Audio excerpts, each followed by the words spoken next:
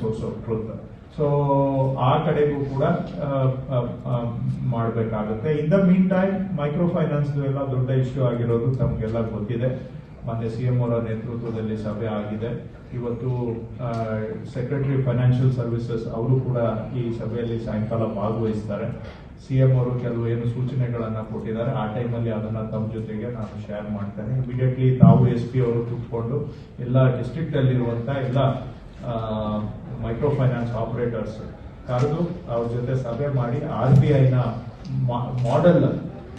Model recovery guidelines ಏನಿದೆ ಅದನ್ನ strict ಆಗಿ ಫಾಲೋ ಮಾಡಬೇಕು.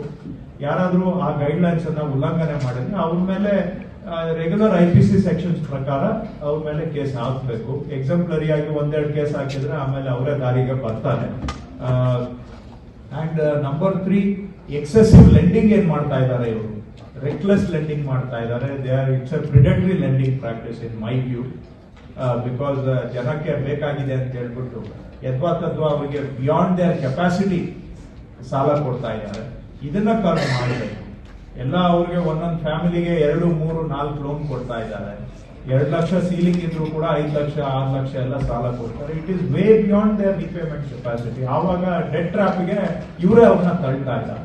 ಸೊ ಇದು ಈಗ ತತ್ಕ್ಷಣ ಬಹುಶಃ ನೀವು ವಾಪಸ್ ಹೋದ ತಕ್ಷಣ ಈ ವಾರದಲ್ಲೇ ತಾವು SP ಅವರಿಬ್ರು ಕುತ್ಕೊಂಡು ಜಿಲ್ಲೆಯಲ್ಲಿ registered and unregistered also. Unregistered ಅಂದ್ರೆ ನಿಮ್ಗೆ ನೀವ್ ಹೇಳ್ಬೋದು, ನಮ್ಗೆ ಗೊತ್ತಾಗುತ್ತೆ ಅನ್ರಿಜಿಸ್ಟರ್ಡ್ ಅಂತ. ಬಟ್ ಯಾರ್ಯಾರಿದ್ದಾರೆ MFI operators, registered and unregistered, ಅವನ್ನೆಲ್ಲ ಕರೆಸ್ಬಿಟ್ಟು ಅಷ್ಟೊಳಗಡೆ ಇವತ್ತು ವಿಶಾಲ್ ಅವರು ಬಂದಾಗ ಏನಿದೆ ಅದು RBI ಗೈಡ್ಲೈನ್ಸ್ ಅಂತ will share a copy with you, salient features of that. So ಅದನ್ನ ಸ್ವಲ್ಪ ಅವರಿಗೆಲ್ಲ ಸೆನ್ಸಿಟೈಸ್ ಮಾಡಿ ವಾರ್ನ್ ಮಾಡಬೇಕಾಗುತ್ತೆ. CM ಅವರು ಈಗಾಗಲೇ ಅವ್ರನ್ನೆಲ್ಲ ಬೆಂಗಳೂರಿಗೆ ಕರೆಸಿ ವಾರ್ನ್ ಮಾಡಿದ್ದಾರೆ. So we have to rein them ಇನ್.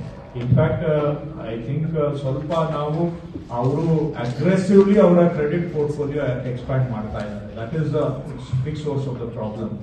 ಅವರು ಎಷ್ಟು ಬೇಕೋ ಅಷ್ಟು ಕೆಪಾಸಿಟಿಗೆ ತಕ್ಕ ಹಾಗೆ ಕ್ರೆಡಿಟ್ ಎಕ್ಸ್ಪ್ಯಾಂಡ್ ಮಾಡಿದ್ರೆ ಪರವಾಗಿಲ್ಲ. ವೇ ಬಿಯಾಂಡ್ ಮಾಡ್ತಾ ಇರೋದ್ರಿಂದ ಇಟ್ ಇಸ್ ಆಕ್ಚುಲಿ ಅವು ಬೀಳ್ತವೆ. ಅವರು ನಾಳೆ ಬಿದ್ದಾಗ ಇವತ್ತು 59,000 ಕೋಟಿ ದೇರ್ ಪೋರ್ಟ್ಫೋಲಿಯೋ ಇನ್ ಕರ್ನಾಟಕ ಅವ್ರದ್ದು ಲೆಂಡಿಂಗ್ ಆಗಿರೋದು. ಇವರು ಈ ತರ ಹೋದ್ರೆ their sector will also collapse. Because repayment ಈಗ ನಾವು ಅನಿವಾರ್ಯವಾಗಿ government will have to step in. ನಾವು ಸ್ಟೆಪ್ ಇನ್ ಆದ್ರೆ ನಾವು we are like a bull in China shop.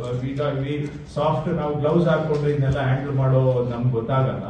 ನಾವು ದಡ ಬಡ ಅಂತ 4 ಆ ಕಡೆ ಈ ಕಡೆ ದೊಣ್ಣೆ ಬೀಸಿದ್ರೆ ಕಟ್ಟೋ ಜನ ಎಲ್ಲ ಬಂದ್ ಮಾಡ್ತಾರೆ. ಆಮೇಲೆ ಸೆಕ್ಟರೇ ಕೊಲಾಪ್ಸ್ ಆಗುತ್ತೆ. ಕೊಲಾಪ್ಸ್ ಆಗಬಾರ್ದು.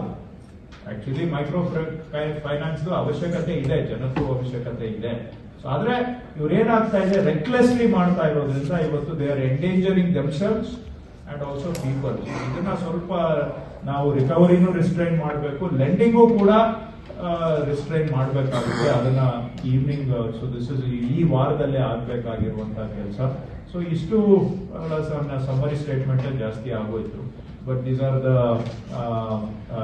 salient issues. So